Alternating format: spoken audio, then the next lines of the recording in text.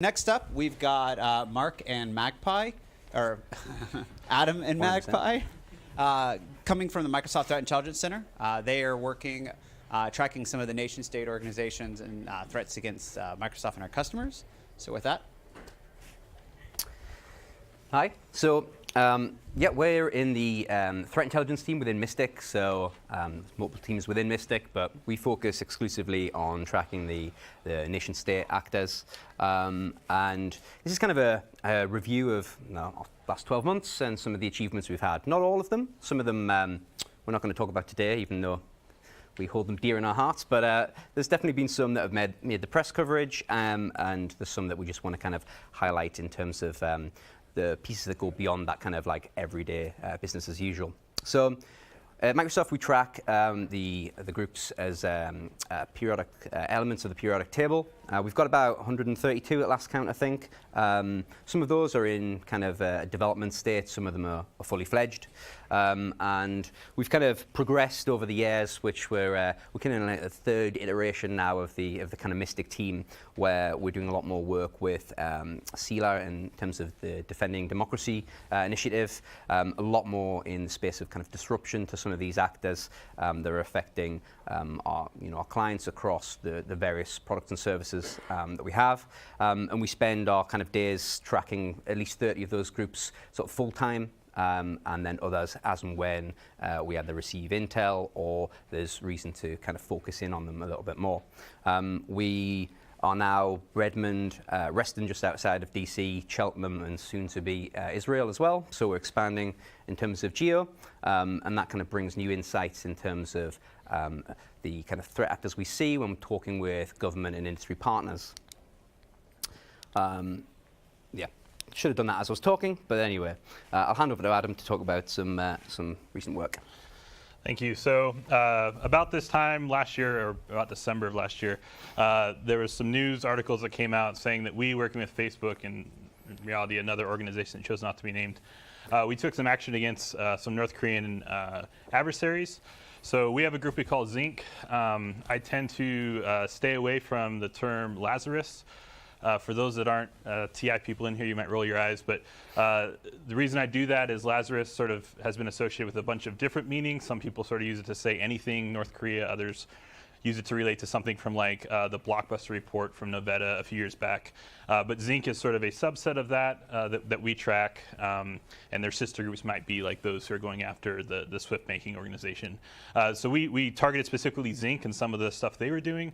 What was unique about this, so the reason we did this was, WannaCry is really the big push. So that affected a lot of our customers, affected a lot of people in this world.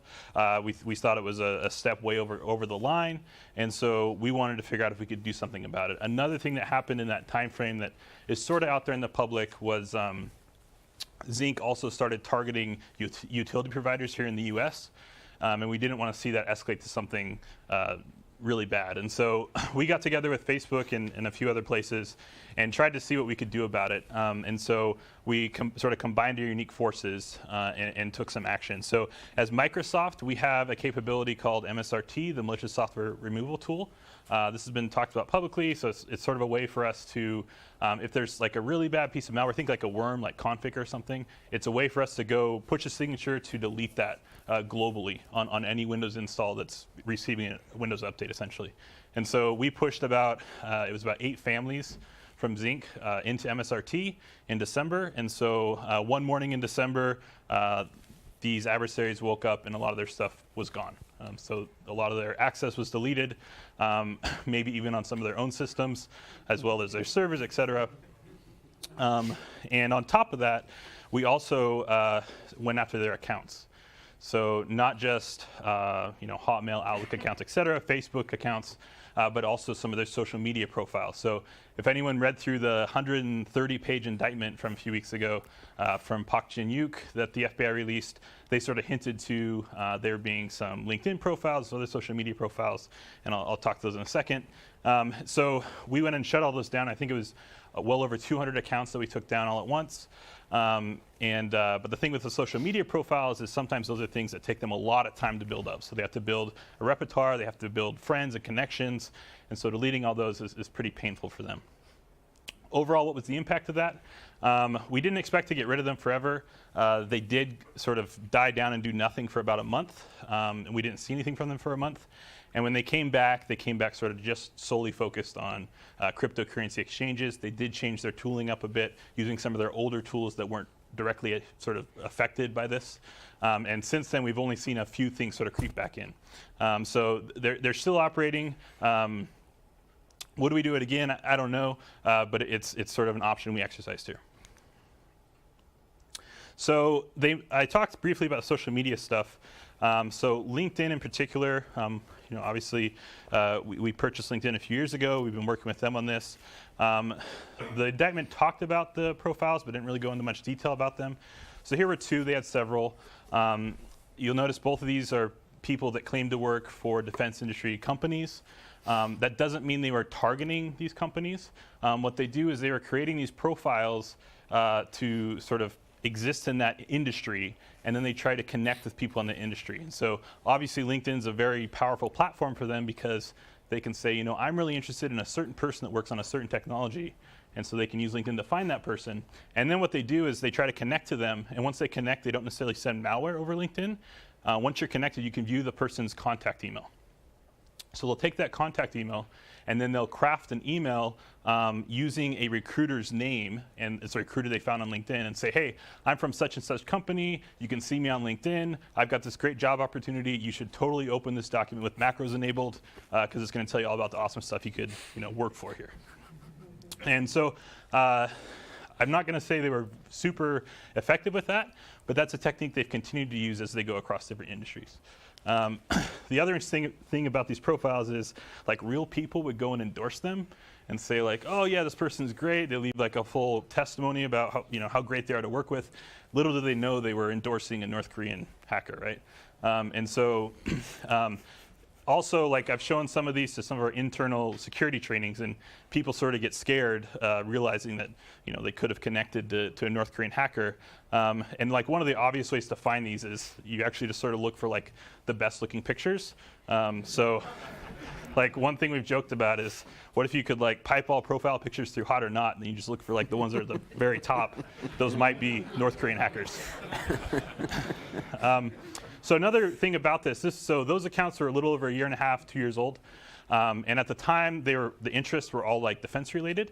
But then about 1.5 years ago, we saw them start adding interest to like cryptocurrency type exchanges or interest groups. And so we think some of the same people who were involved with this defense targeting started using these accounts to then target some of these cryptocurrency exchanges that we've heard about in the news. Another piece to ZINC that hasn't really been talked about, but we have some unique visibility on because of Azure. So we're constantly tracking this group in particular. And about 1.5 years ago, there was a piece of malware we came across, and the C2 server one of the C2 servers ended up being an Azure instance. And so we worked directly with that customer to get permission to conduct an investigation there.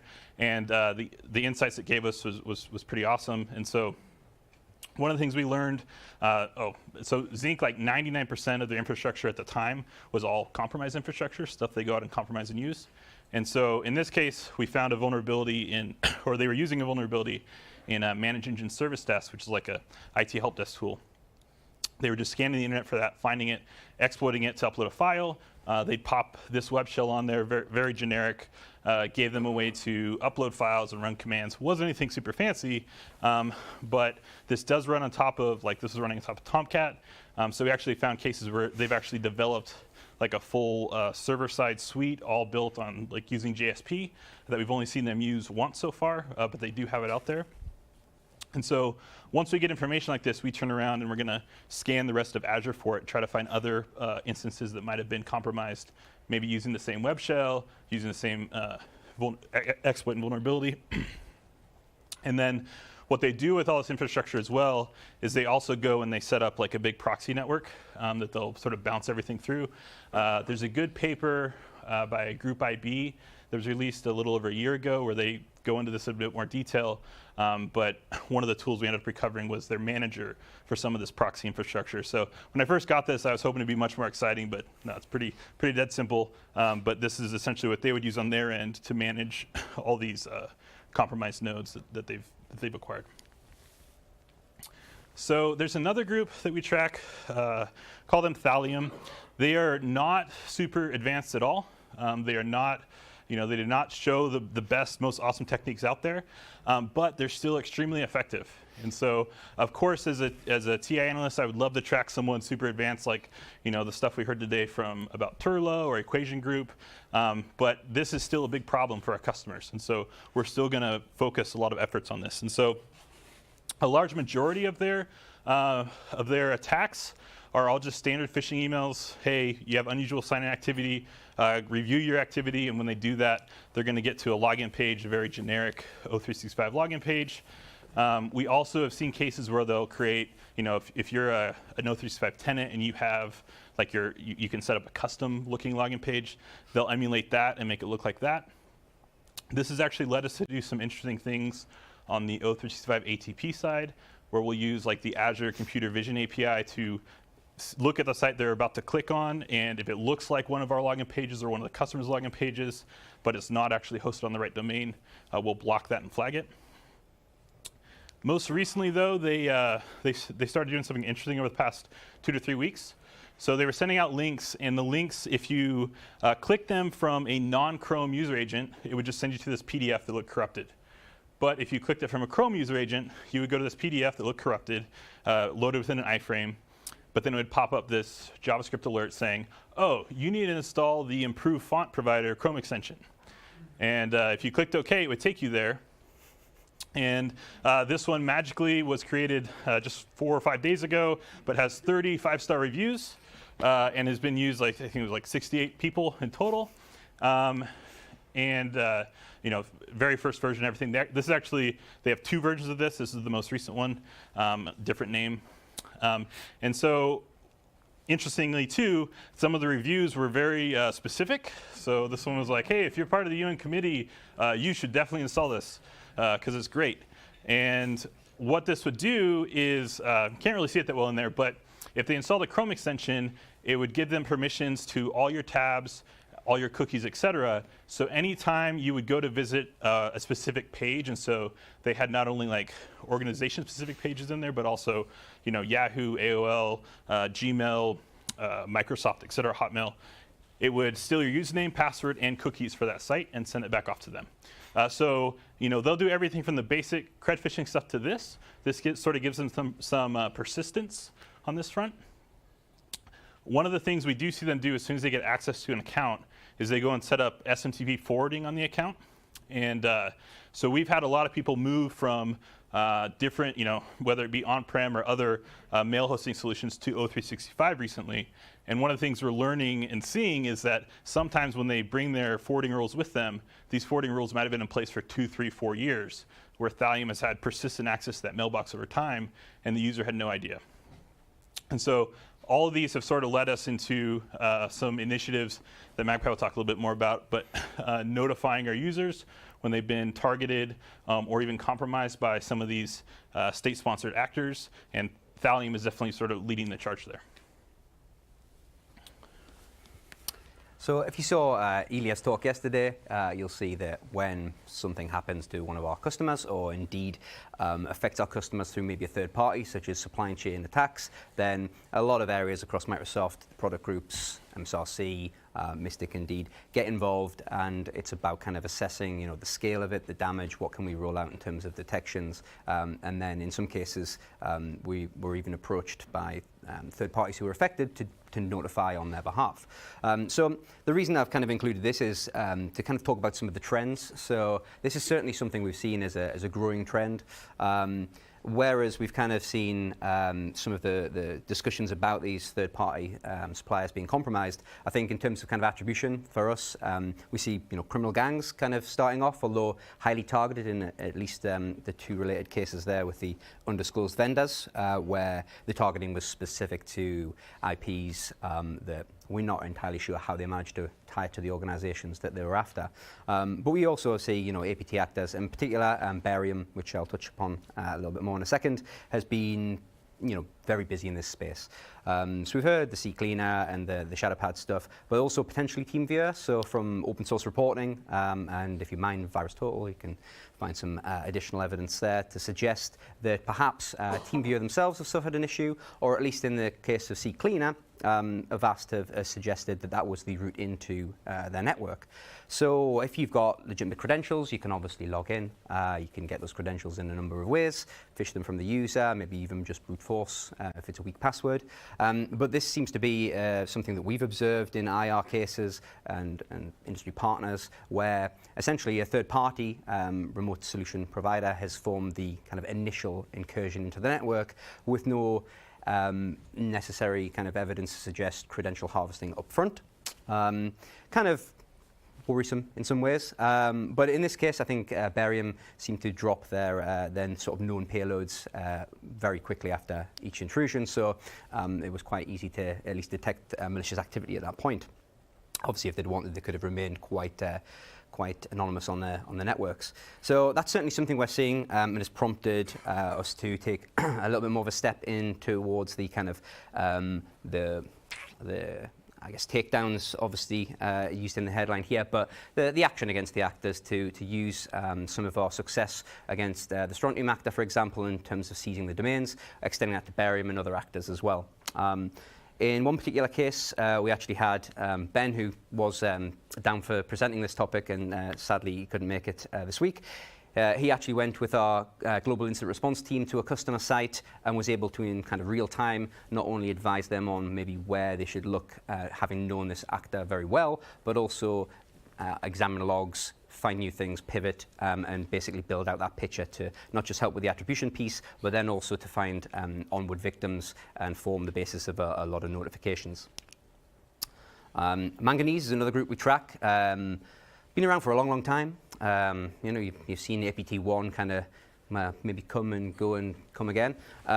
These guys have been around for just as long, very quiet for a long time. But although we don't see much from them in terms of kind of malware being deployed, because we've managed to keep track of them over the years, we can see when they do enter a victim network. And even if we don't say have something like ASC being affected or Windows Defender deployed across that network, we can still kind of see how they're abusing that compromise. And in this case, one interesting piece was they've taken a very kind of interesting approach of using that victim as a way to register for endpoint protection trials. So our own Windows Defender has been included. I don't think they've activated yet, but it'll be interesting if they do.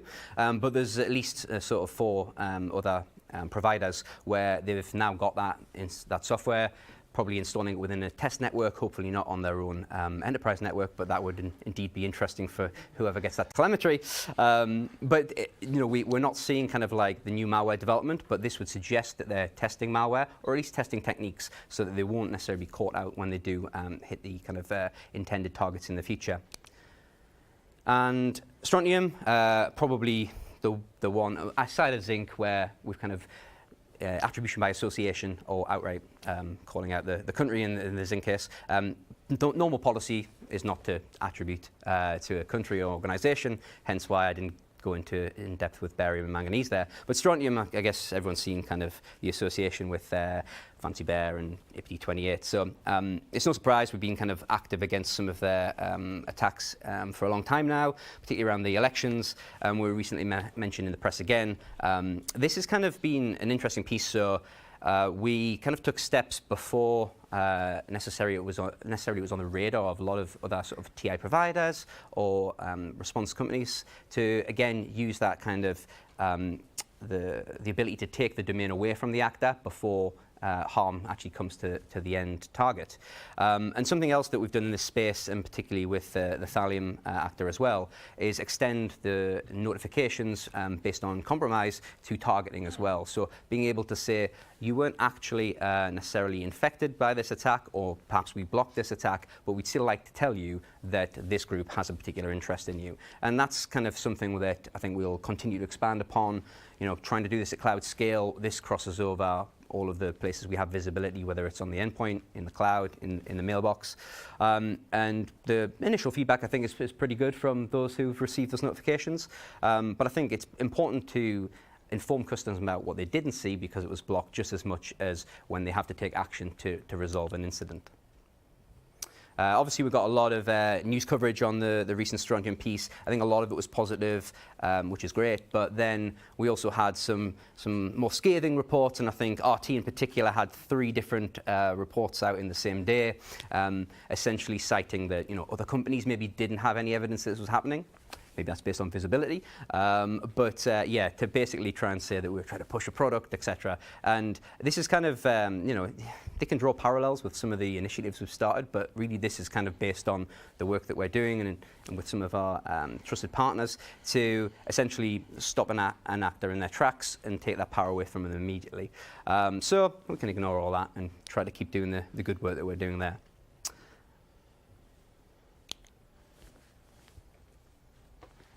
Did your battery die? Yeah. Recently, as part of the what was the Digital Geneva Convention, now I believe Digital Peace, which has evolved quite a lot since that initial blog post by Brad some years ago, to a set of core principles now that really I think that as we develop this, and we've been working with partners who essentially are working in this space in a more humanitarian context. It's something that I think a lot of governments around the world will get on board with. And one of the kind of slides I had from that talk was talking about the kind of evolution in CNA. And so in this instance, it's very much kind of a shortened timeline with my take on sort of motivations and intent here. But it was kind of really to illustrate that if we kind of look at geographically where these are from, and not necessarily always the same group, but we kind of see very targeted attacks where the purpose was to disable systems, which is typically CNA rather than CNE, so attack rather than espionage, is to disable a system or to wipe data. Very surgical, very kind of controlled. We see kind of retaliation for that with the Shamoon attacks, which intent there was kind of like to strike back, but done in kind of a whatever the technology at the time in that country allowed them to do. The Sony pictures is a bit of a strange one because I think that was very much retaliatory, but that put those actors on the map really for a lot of people. But if we look at kind of as time goes on, more frequent examples of CNA, all coming from the same region of the world, and although some of them tend to be focused on one particular region, we can see that it is definitely an increasing trend. But by the time we get down to the bottom, so Triton, a group that we call Dysprosium, we've been lucky enough to attribute those guys. But it's interesting, really, that that's probably where we move on from just CNA in terms of the examples we're used to, and we move into like the real world actual harm. So the potential here to actually cause a safety system to fail, cause a plant to explode, the damage to human life. I think that's where we do start moving into the Geneva Convention that would apply in that kind of context, whereas previous examples have been essentially stuck in the cyber realm. So hopefully we won't really get to that point, but I think it's only a matter of time before we see loss of life because of a cyber attack, more directly so than say the efforts that have been used to kind of disrupt during a more traditional kind of military action.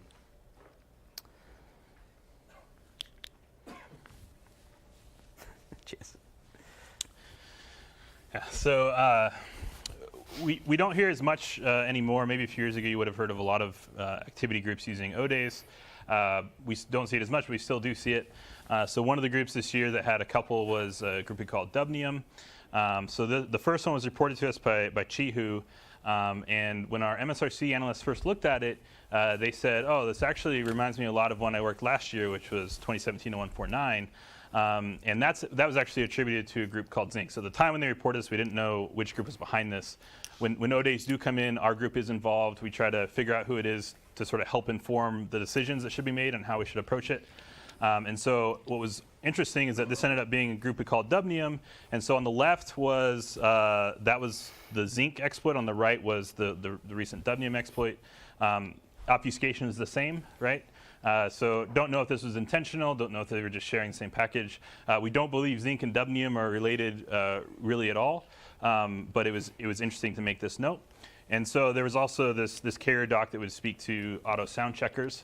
And so we went and pivoted around on that information from the ODay and started looking around.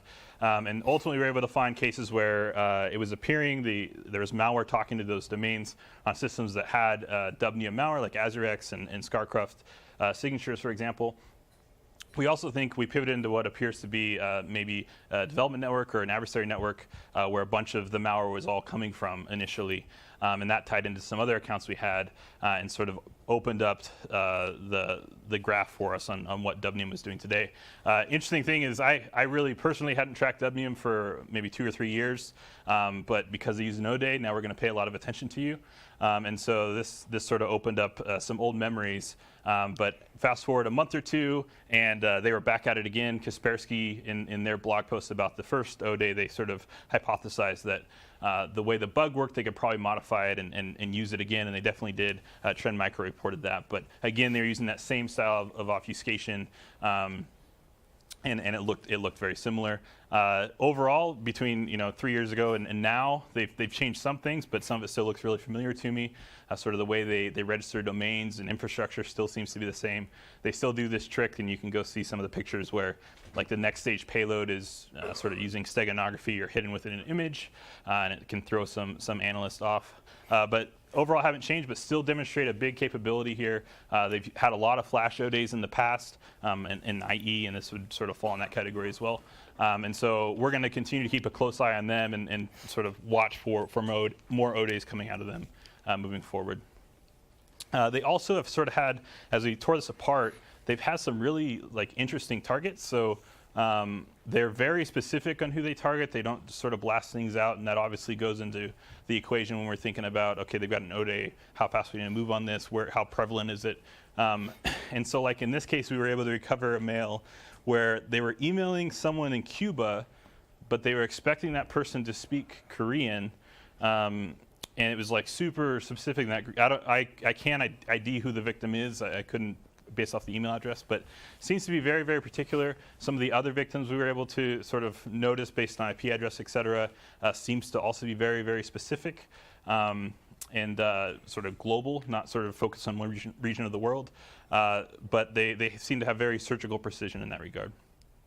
And so with that, I'll let Magpie cover a bit of the trends. Yeah, so I've kind of covered some of these points, but I'm definitely going for the kind of supply chain, whether that is through software updates or whether it's providers of other items. Obviously, we were used to kind of like CAs being hit and the code signing certs being stolen and passed around. CNA efforts, I definitely think it's one to watch, and it's worrying that we probably need a real world incident to really get some traction on that. But we're pushing as hard as we can to get efforts put in place to try and avoid it, really. APT as a service is probably a piece that we've also seen, but we haven't got any slides on. Happy to take some questions or discuss it later on. But this is a thing that I guess muddies the water quite a bit when it comes to companies performing threat intelligence and trying to attribute, when it's not just a zero-day that's being purchased by multiple customers, but you're also getting the zero-day, the weaponization of the documents produced on the same hosts, for example, the same malware families as the payloads, but then maybe your kind of the first foothold on the victim network is also being orchestrated by the third party that's being paid before handed off to specific customers. And often we've seen a customer who's purchased this kind of package, but they are on themselves, at least in the terms of geography, also a target of another paying customer. So it's interesting to see that it can easily look like it's a global effort, but it's probably 6, 7 different paying customers, all funneled through one provider. And there's probably about 4 or 5 providers that we've seen illustrating this kind of thing in the last 12 months. It also means that if you don't have a huge development effort or the cash to build a multi-million-dollar framework, then it's probably quite an affordable service for you, and it gives you that country the ability to perform CNE and also hide in the noise of other customers. SIM for infrastructure, we see that in terms of third-party providers or contracts where maybe one or two different IPD groups in the SIM region tend to operate out of the SIM infrastructure, but very different missions, very different malware families, different tasking, and it does cause confusion. And the worst bit, I guess, is password spray. Having been involved in a number of different cases that have been escalated up, trying to track down the infrastructure and then onward to back to the actor for password spray, it is a bit of a nightmare. So the guys in the identity team here at Microsoft, they are working on some great analytics to detect this. But I must say, when it comes to trying to attribute to a group, we all find it difficult with huge kind of scale of router compromises and that kind of thing. So yeah, I think it's a one for, I guess I'm going to say machine learning and AI, because then it gets it off my shoulders. So with that, I think we're right at time, but any questions? Yeah, thank you very much, everybody. I'm going to give them a round of applause. We're running very low on time. We can take one or two questions. Does anyone have a question? If not, we'll be in the hallway afterwards. Perfect. Thank you very much. Thanks.